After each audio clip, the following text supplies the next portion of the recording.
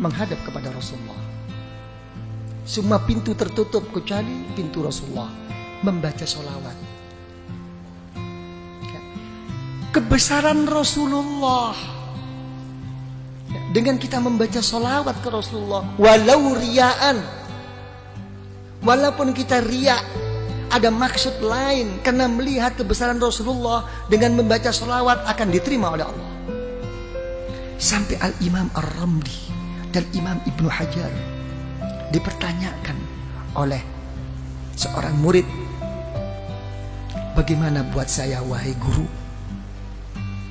dengan begitu banyak dosa yang saya kerjakan, banyak kesalahan-kesalahan, yang baik buat saya itu apa? Membaca istighfar apa sholawat? Dijawab, yang lebih baik baca sholawat. Sedangkan secara logika, kamu tuh banyak dosa, ingin diampuni dosanya, mestinya membaca istighfar. Ini tidak. Istighfar kamu tuh yahtaju ila asfi istighfarin. Istighfar kamu itu masih memerlukan 1000 kali istighfar. Belum tentu kamu istighfar kepada Allah. Makanya setengah ba'dul aulia, setengah wali tidak berani membaca astaghfirullahaladzim alladzi la ilaha illahu. Enggak berani. Saya mohon ampun. Betulkah kamu mohon ampun? Jangan-jangan habis ini kamu nanti suka lagi melecehkan Allah, kamu istihza. Enggak berani. Yang ada itu tidak mohon ampun, tapi Rabbighfirli, ampuni saya ya Allah, ampuni. Saya enggak mohon kayak saya ini orang pandai-pandai aja mengaku mohon ampun. Memang betulkah kamu? Sampai begitu akhlaknya. Ini ba'dil aulia. Tapi tetap kelas tinggi lagi wali dibimbingnya oleh ulama thariqah. Tetap kamu harus mohon ampun kepada Allah. Astaghfirullahalazim. Tapi bagaimana guru? Tapi kamu sandarnya bukan di situ. Bukan bersandar kamu mau pandai-pandai diri sungguh-sungguh mohon ampun kepada Allah. Kenyataannya kamu tidak kok. Tapi kalau kamu baca astaghfirullahalazim, kamu larikan kepada Rasulullah SAW. Kenapa? Karena Rasulullah membimbing saya menggunakan kalimat ini. Minta dukungan Rasulullah. Ini ikut. Okay, you understand? Ya, ikut. Karena itu dijawab oleh para ulama, baca sholawat. Kenapa? Karena kamu kalau sholawat sudah berKKN dengan Rasulullah Sallallahu Alaihi Wasallam, ya kan? Sejelek-jelek saya wahai Rasulullah, engkau tidak akan bisa mengingkari bahwa saya walaupun bagaimana termasuk umatmu wahai Rasulullah. Enak kan? Sholawat. Sampai ulama mengatakan, sealim bagaimanapun, engkau bisa membaca kitab bagaimanapun, dan engkau kerjakan di kitab itu doa-doa, diberi pahala oleh Allah, tapi tidak akan mendapatkan rahasia dan nur daripada Allah kecuali sholawat. Jadi orang thariqah itu mencari rahasia dan nur yang terselip di dalamnya. Jadi sholawat itu ngikut. Begitu sudah mengikut sholawat, dibanguni semua guru-guru, digiringnya, diarahkan untuk bersama-sama menuntun kita ke Rasulullah dengan membaca sholawat. Kita ikut Rasulullah. Alam nashrah laka sadrak. Coba, wahai Muhammad, apakah belum melapangkan hatimu? Sudah wahai Allah. Coba, kita juga begitu akan menjawab, alam nashrah laka sadrak. Nanti waktu khususi, iya ya Allah, seperti engkau melapangkan Nabi Muhammad, lapangkanlah hati saya ya Allah. Gitu, manja. Orang thariqat itu manja, tapi sesudah istiqomah, nggak istiqomah kok manja. Gitu. Alam nashrah laka sadrak wa wada'na. Apakah saya tidak telah meletakkan mengampuni dosamu wahai Rasulullah? Iya ya Allah. Saya juga deh ya Allah. Saya juga. Gitu orang thariqat. Saya juga deh. Ikutin deh. Udah ngumpul nih. Begitu. Allazi anqadha telah sudah nggak mampu, sudah patah semua ini kemampuan kita. Ya, alam nashrah laka sadrak wa wada'na anka wizrak alladhi anqadha dhahrak wa rafa'na. Wahai Muhammad, apakah saya tidak telah mengangkat sebutan-sebutanmu? Kalau ada la ilaha illallah, mesti ada Muhammadur Rasulullah, ya kan? Kalau sampai Nabiullah Adam, ya kan, bisa berwasilah kepadamu dengan melihat setiap apapun yang di aras, yang di surga, nampak nama Allah, mesti ada Nabi Muhammad. Saya lebih khusus, wahai Rasulullah, angkatlah saya.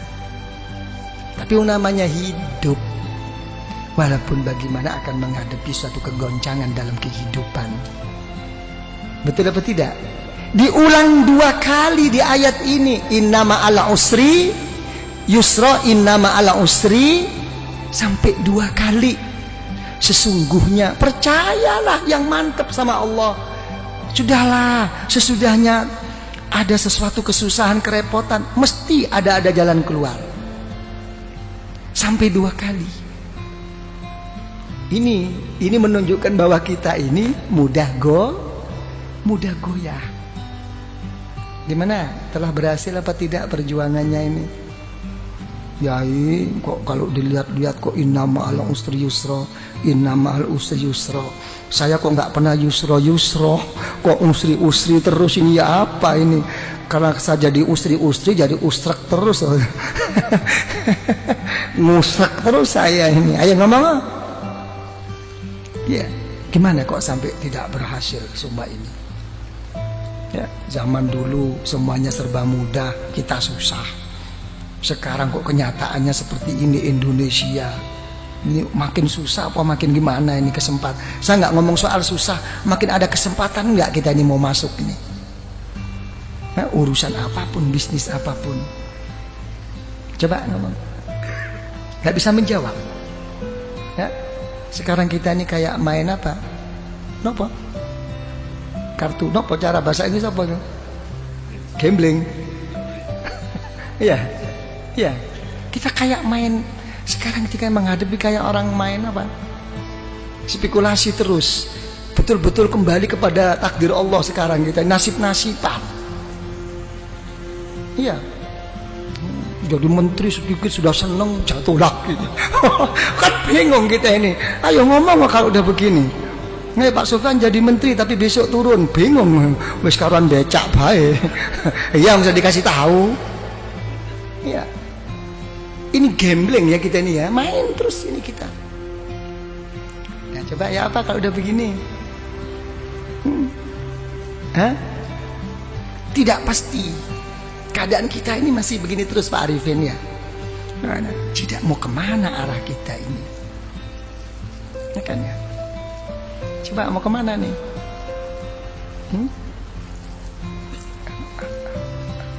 Ya, sama Allah sih sabar. Sama Allah itu nerima. Sing gawe ruwet iki sing bang gregetno. Mau tak piting bae rasane itu.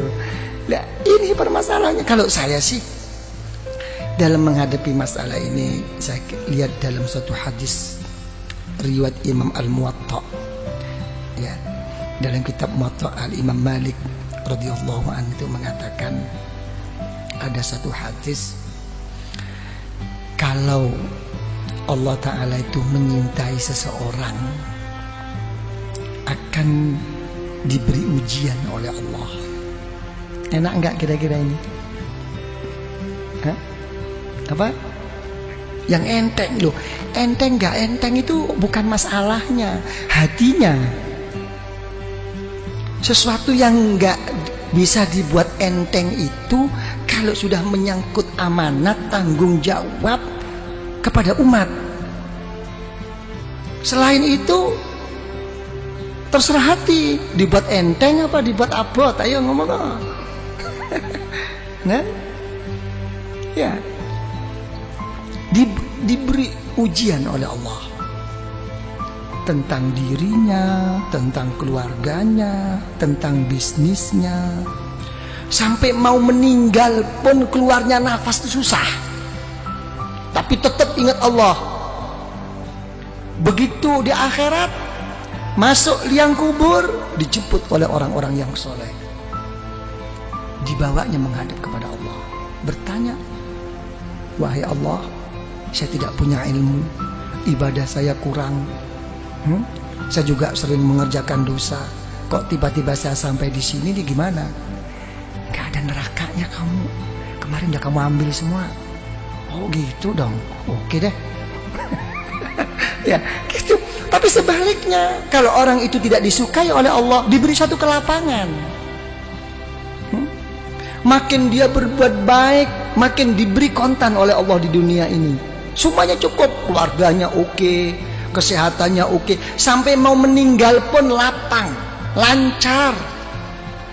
Tertipu semua orang sekelilingnya, seakan-akan ka'annahuhu, itulah orang yang baik. Tapi begitu sudah sampai di sisi Allah, masuk neraka kamu. Oh, saya punya sesuatu, saya dulu habis, surga kamu udah kamu ambil kemarin. Jadi kita jangan tertipu. Ya, dengan kadang-kadang gimana nih Yai, zikir pun sampai mau patah leher nih, kok enggak lancar-lancar. Ya kan, kok begini-begini, kenapa? Itu sih orang nggak pernah sembahyang, oke-oke aja nih, hotelnya makin tinggi. Ini ikut Yai kok tambah begini nih, gimana nih? Wah, gua mau cari guru lain deh. Wah, iki mulai main dukun. Ini banyak yang begitu itu. Betul apa tidak? Inilah. Ya, jangan dilihat zahir, jangan. Gitu kan, itu ini yang ini jadi ini. Itu sudah ada, Rasulullah sallallahu alaihi wasallam itu sudah mengatakan ad-dunya jannatul kafir. Ya, memang dunia itu surganya orang yang enggak beriman, tapi nerakanya orang ahli neraka, orang ahli iman.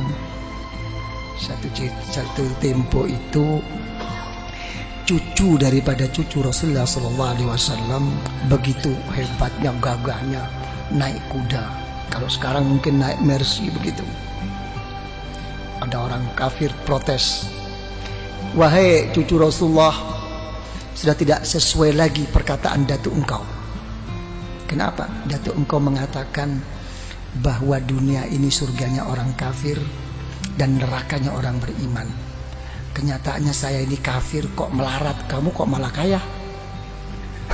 Kamu kok enak-enakan. Coba dijawab oleh cucu Rasulullah. Ya, sehebat-hebat saya di dunia ini, kalau dibandingkan besok di surga masih kayak neraka ini. Sesusah-susah kamu di dunia ini masih surga dibandingkan besok di neraka. Langsung masuk Islam. Halo, ayo kon masuk Islam. Kadang-kadang bodoh Islami ngomel, wah gila loh, ngomong aja. Ini loh permasalahannya. Ya. Jadi ya gimana kalau gitu? Ini robitoh, ini hubungan kumpulan ini. Apa yang berhasil? Kita selama ini terlalu terpukau dan selalu dianjurkan oleh orang-orang banyak. Apa yang dianjurkan adalah sabda Rasulullah SAW, man kana akhiru kalamihi la ilaha illallah dakhalal jannah. Siapa yang akhir perkataannya itu la ilaha illallah, masuk surga. Bagaimana orang itu mau ingat la ilaha illallah? Ya, pada saat itu semua setan, iblis sudah datang semua kok. Silahkan kamu jadi orang kiai, jadi orang yang soleh, jadi ini. Yang penting nanti akan meninggal, akan gude iman kamu. Susah. Ini sebetulnya ini hanya cuma anjuran agar bagaimana zikir itu menjadikan tabiah, menjadikan otomatis, bukan hanya sekadar cuman dibaca pada saat perlu aja. Dengan keotomatisannya itu insya Allah, ya, menghadapi segala kesusahan mau meninggal ini akan diingati oleh Allah, dakhalal jannah. Kalau dia menyebut la ilaha illallah, itu anjuran. Tapi praktek Rasulullah tidak begini kok. Praktek Rasulullah akan meninggal itu justru beliau tidak mengatakan la ilaha illallah, Malah beliau berdoa, Allahumma ar-rafiqul, ya Allah,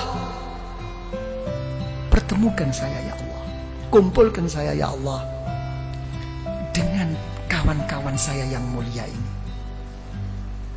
Coba, ini Rasulullah nangis. Sayyidatuna Aisyah radhiyallahu anha, idan la yakhtarna, karena Rasulullah sudah menyebut-nyebut orang-orang yang saleh, menyebut orang-orang yang tinggi di sisi Allah. Sudah jelas Rasulullah tidak akan memilih kita, akan kembali Rasulullah kepada Allah. Ini ternampak, semua kawan Rasulullah itu ternampak orang-orang yang soleh ini. Ada satu kerinduan bertemu mereka-mereka. Ini maksudnya Robitoh itu di sini. Makanya ada istilah, dalam istilah ulama Thariqah itu apa? Ar-rafiq qablat thariq. Ya, mencari kawan itu sebelum melangkah berjalan ke arah mana. Cari kawan, apalagi ke Allah. Yang benar cari kawan ini, yang bisa mendampingi suka dan duka. Itu doa Rasulullah. Allahumma ar-rafiqul a'la. Nampak. Jadi kalau orang thariqah, misalnya yang pernah saya saksikan, saya buktikan dengan orang tua saya sendiri, dan orang tua saya juga menceritakan tentang guru-gurunya begitu. Jadi begitu sudah sakit parah, kalau sudah sakit parah, ada orang lewat siapapun kok disebut itu gurunya. Ayah saya juga begitu. Sopori mlebu wau. Anu Buya tutu Mbah Romli kok. Gurunya yang disebut. Sudah melebar. Mbah Romli kok. Bukan ya, itu bukan Mbah Romli. Mbah Romli kok. Enggak begitu. Ruhaninya sudah ketemu itu. Di alam sadar. Ruh antara mau berangkat enggak berangkat ini ketemuan. Ini yang dinamakan orang-orang sufia itu yaqadhah. Pada saat-saat begini. Jadi ini hubungan thariqah itu di sini, bukan apa namanya? Bukan hal-hal yang lain, sampai mau meninggal pun ada masalah yang begini ini. Kan? Jadi paham ya? Jadi begitu, innama ala usri yusra. Kalau sudah susah atau seneng, ya lari kepada Allah. Fa idza faragta fansab. Ya, kalau sudah selesai, ayo tetap jungkel loh. Ya, dengan sungguh-sungguh gitu loh. Kalau dalam kekosongan-kekosongan, isi dengan kesungguhan kepada Allah. Wa ila rabbika farghab. Ini jawab. Jangan dimentahkan lagi, ini dijawab khusus ini. Ya, kalau sudah begitu baru apa khusus ada Bismillahirrahmanirrahim. Kul wallahu ahad, Allahus somad. Kan begitu ya. Jadi dilarikan apapun wahai ya Allah di dalam kehidupan saya dan pada saat saya mau meninggal dan sesudah saya meninggal ya Allah, kuatkanlah iman saya. Kul wallahu ahad. Semuanya saya kembalikan kepadamu wahai ya Allah. Ini kunci. Lah, apa kalau kita sudah buka kunci itu cukup? Tidak cukup. Di sini kita digugah lagi oleh guru itu. Kirim Fatihah lagi. Dibangunkan lagi guru-guru ini untuk menghadap bersama-sama kepada Allah. Al-Fatihah. Sudah Al-Fatihah, sholawat lagi. Diajak bersama-sama ke Rasulullah. Ini Rasulullah. Baru ukuran pribadi. Baru apa maumu sekarang? Ditantang oleh guru-guru. Apa maumu? Kamu ngetok-ngetok sama aku terus-terus kayak begini. Apa maumu? Nah, ini pribadi. Mauku ini. Karena kita sudah dituntun oleh guru, sudah melalui wasilah Robito oleh guru, dibawa oleh guru rohani kita, didudukkan di depan Allah. Ini hawa. Ini Allah. Ini di depanmu. Perlu apa kamu sekarang? Didampingi oleh gurunya di belakangnya. Disepuhkan, dituntun sampai di hadapan Allah. Apa kenyataannya dikhususi? Menyebut nama Allah. kepentingan pribadinya. Allahumma ya qadiyal hajat. Ginilah. Allahumma ya qadiyal hajat, Allahumma ya qadiyal hajat. Ya Allah, ya, yang memberi, yang memutus, yang menyampaikan segala kehajatan kita, ya Allah. Allahumma ya qadiyal hajat, Allahumma ya qadiyal hajat. Ya. Nah, habis begitu hajat-hajat terlalu luas. Keadaan genting ini, ya Allah. Hal-hal yang ini yang terlalu pokok, ya Allah. Saya banyak hutang, saya banyak kredit. Ya sudahlah kalau gitu. Allahumma ya kafiyal muhimmat. Kurang apa? Cuma jawabannya satu, kurang sungguh-sungguh. Komplit kok di khusus itu. Nah kalau sudah kamu semua ya qadiyal hajat, apa kepentinganmu sudah cukup? Tidak, kamu sebagai orang beriman. Terus gimana ya Allah? Dipanggil lagi Allah. Allahumma ya rafi'at, tinggikan darjah saya ya Allah. Tinggikan, jangan kau biarkan seperti ini. Ya kan? Di samping engkau terima ya Allah, tuakanlah saya di lingkungan saya ini ya Allah. Gitu. Allahumma ya rafi'at darajat, Allahumma ya rafi'at darajat. Ya, habis itu cukup? Tidak cukup. Kalau sudah rafi'at darajat, kamu sudah tinggi di sisi Allah, sudah betul-betul telah tercapai kedudukanmu di sisi Allah, apalagi di dunia ini, tidak cukup. Tetap inna ma'al usri yusra, tetap ada satu rintangan. Apa terusnya doa? Allahumma ya dafi'al, ya Allah yang menolak segala musibah. Banyak rintangan ini ya Allah, ini ya Allah. Begitu. Bukan berarti terus udah sukses, saya sudah beres, ini sudah oke lah semuanya. Nggak mungkin. Malah lucu, makin sukses malah lucu, makin didekatkan musibah bala daripada Allah. Apa contohnya bala musibah yang didekatkan oleh Allah? Yang merusak kita tuh bukan orang jauh, orang yang deket-deket ini. Orang yang munafik sama kita tuh orang-orang yang dekat. Hati-hati nih, tak kita dapat diking kita. Sudah nggak ingat persahabatan, persaudaraan kita. Dulu waktu kita enak-enak, begitu ada ini yang ngerogotin tuh ini kroni yang memang nggak hub fillah wal bughdu fillah ini nggak selesai. Tapi apa kita putus asa? Tidak, diteruskan doa dalam khususi. Allahumma ya muhillal, ya Allah yang menguraikan, yang membuka, yang melapangkan segala kemuskilan, segala keruatan, segala yang tidak lancar. Dipanggil lagi, ini ya Allah problem saya. Kalau sudah gitu mau apa kamu? Ya berilah ya Allah. Secara khusus baru. Tadi secara umum, Allahumma ya qadiyal hajat, Allahumma ya kafiyal muhimmat. Sekarang kamu sudah menghadapi satu rintangan, memanggil-manggil saya, kata Allah, dengan titel saya, ya dafi al-baliyat, ya muhilal muskilat. Secara khusus, Allahumma ya mujibat. Itulah ya Allah, inilah ya Allah yang membuat saya ini ya Allah. Masalah ini diarahkan lagi. Sudah cukup? Nggak cukup. Artinya nggak cukup itu uang, namanya kita ini manusia. Makanya orang thariqah itu tidak pernah meminta sesuatu yang kelas tinggi dan tidak pernah menolak sesuatu dari Allah. Yang ditekankan di dalam hatinya itu hanya satu, bal nas'alul afiyah. Saya minta perlindungan. Bukan berarti hal begini ini tidak minta, mendahulukan perlindungan. Saya minta ini, saya mau ini, pokok disertai perlindunganmu ya Allah. Ini dulu. Lancar semua. Oke semua. Ya kan ya? Apa perlindungan? Allahumma ya syafial amrod, sembuhkan saya. Walaupun tidak berhasil, pokoknya waras. Mek wis waras kabeh, cukup nggak cukup? Kita selalu ingin Allahumma ya arhamar ingin dirahmati. Kalau kita nggak dirahmati oleh Allah, mau pakai resep apa sekarang? Dunia sudah terbalik.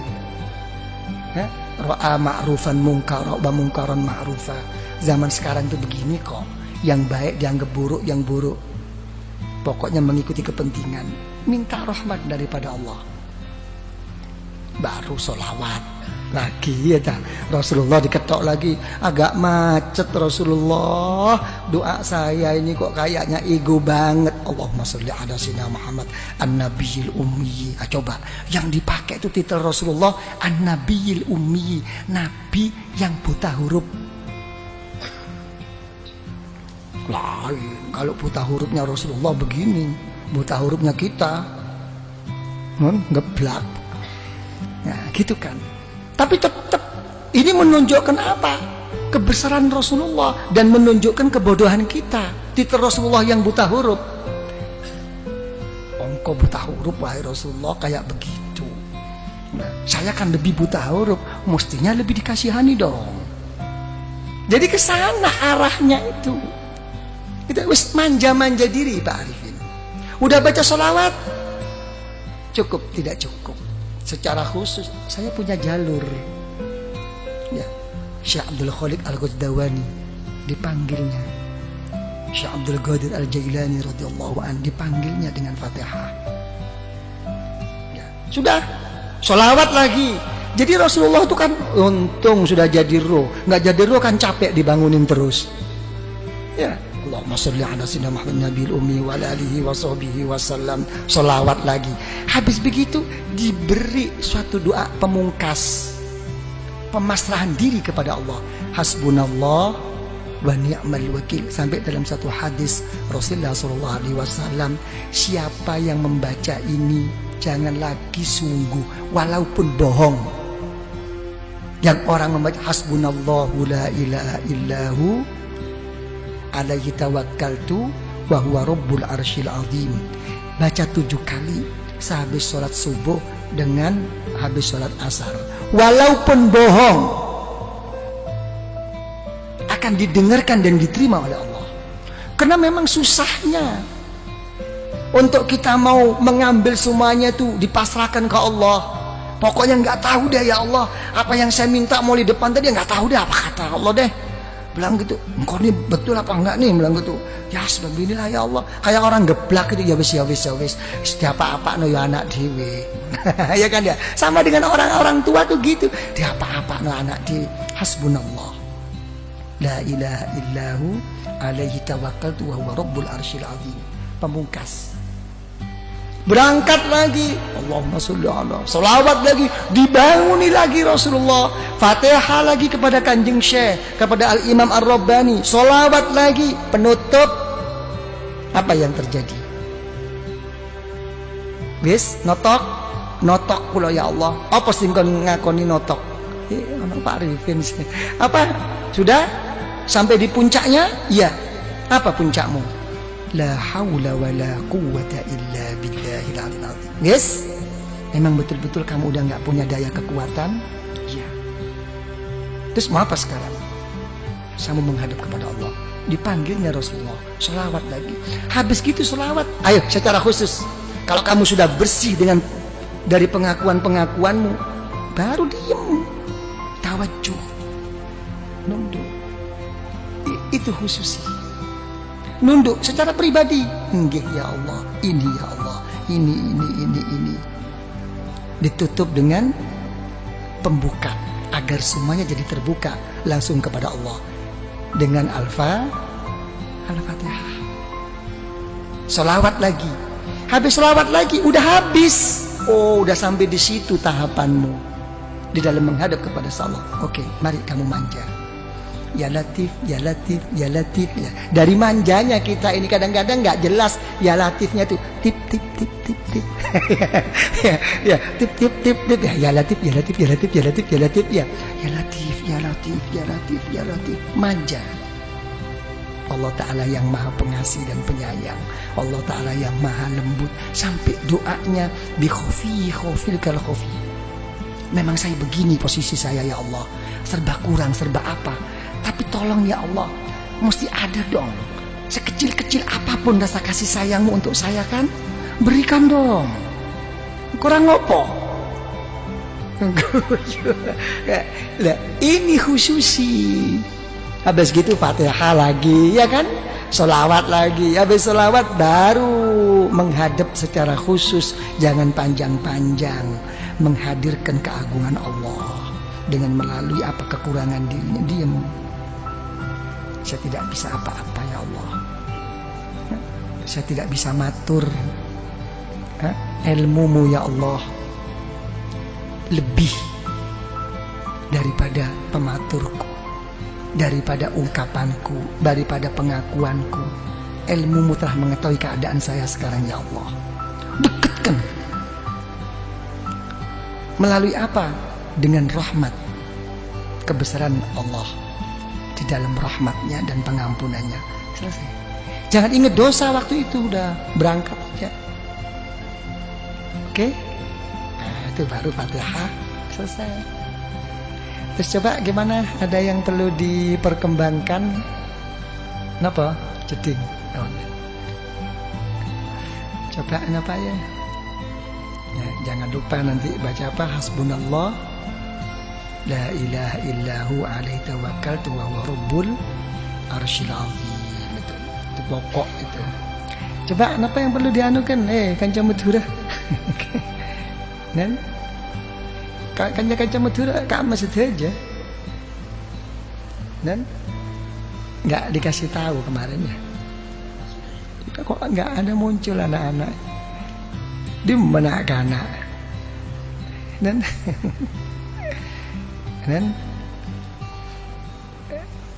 Pak Diki tuturi Handayani. Apa? Pak hilang semua.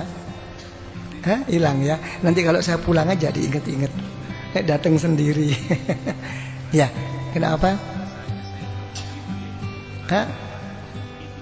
Ya, enak. Tapi juga harus ke situ gitu. Ya, rasanya belum ke situ, coba tetap harus ke situ gitu. Ya, jangan nunggu Pak Arifin, jangan nunggu harus begini. Kalau kata orang sufi itu siru ilallah urjan wa makasira wala tantazir sihah wal farah fa inna intidharahuma bitalah. Kalau kepada Allah itu pincang-pincang, pecah-pecah, kurang-kurang, berangkat saja. Berangkat. Jangan nunggu sehat, jangan nunggu sempat. Masih repot yai, ini nggih pun kula trimo repote, muga-muga tambah repot ben gak teko. Enggak bisa. Jadi nikmat kesempatan itu nikmat besar. Jangan menunggu. Kalau orang itu menunggu sehat ya dan menunggu kesempatan dalam berangkat kepada Allah, tidak akan mendapatkan. Nanti akan datang lagi, akan begitu lagi. Nggak tahu. Kayaknya semua kesusahan itu diajak komunikasi mau berangkat itu. Sampai pinggangnya pun ditanyakan, gimana Gang, mau berangkat nggak? Kayaknya kok agak kaku ini. Nggak jadi kok. Jangan urusan besi tuanya. Urusan pinggangnya juga begitu. Kan cuma turun kamah, ayo ngocak. Derem ngocak. Nah, ini hal-hal begini ini kayak kawan-kawan Madura ini hati-hati. Kenapa saya katakan hati-hati? Begini ya, ini ngomong tentang niat. Semua itu kata Rasulullah SAW, ila ma hajaru ilaih. Semua itu akan kembali kepada hijrahnya. Kalau orang itu hijrahnya itu walaupun ke Mekah dan berdampingan dengan Baitullah, ya. Kalau memang kesananya itu memang lebih menonjol dan kuat untuk cari kerja, kurang kesungguhannya. Itu. Jadi orang-orang Madura, yang datang ke sini itu untuk bekerja itu butuh niat super ekstra, gitu kan? Karena berangkatnya itu sudah ke sana arahnya itu. Berangkat dari Madura, tangki kak kantone kalako. Ini mau sampai ini merupakan satu halangan, nggak jadi memang. Mendingan orang penduduk sini. Kalau penduduk sini kena males. Ya. Tapi kalau orang yang memang niatnya itu begitu, bukan males, karena sudah terdinding, mencari alasan. Dan itu untuk dipertahankan agar diterima, mencari pembenaran. Maka dengan pikir selok dateng tangki. Biasanya orang-orang yang diajak kepada Allah tidak mau datang dengan alasan macam-macam. Tolong dibuktikan, betulkah dia itu sibuk? Kalau dia itu betul-betul udzur sibuk pada saat acara yang akan datang, pasti akan datang, diberi pertolongan oleh Allah. Tapi kalau dia nggak betul-betul sibuk, kena males, lihat paling nggak keng toju aroko. Dan berikutnya akan begitu terus. Dan untuk memberangkatkan itu susah. Dia hanya mempunyai i'tikad. Untuk menjadi orang yang berangkat itu susah. Dan itu hafal, begitu itu udah pembawaan. Saya nggak akan coba betul lagi. Man eman, kan kadang-kadang wah, tunggu kiai kalau dia tengah kiai ini boleh. Dia ni hak lah cukup beri lah temu kiai. Aduh, swarga gede kok cukup kan? Tanggi saya. Jadi untuk orang ikhwan thoriqah sangat-sangat tidak layak.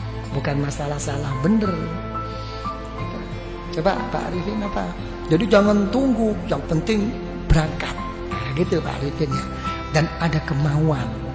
Lebih-lebih kemauan itu dengan dasar merasa dirinya berkurang, tidak punya apa-apa, tambah begini. Itu nilai yang pokok. Sembahyang malam karena sudah menjadi rutinitas, ya biasa. Sembahyang malam karena tidak menjadi biasa, tapi merangi hawa nafsu, lain nilai. Ini yang lebih mahal. Karena ini dengan perasaan pengakuan di dalam hatinya untuk memerangi hawa nafsu, lain. Nilai di sisi Allah itu lain. Dan ini kalau sampai kuat terus begini. Makanya isyarah Rasulullah SAW, lau tadumuna ala ma kuntum indi, lau tadumuna. Kita diajak harus terus menerus. Jadi gitu.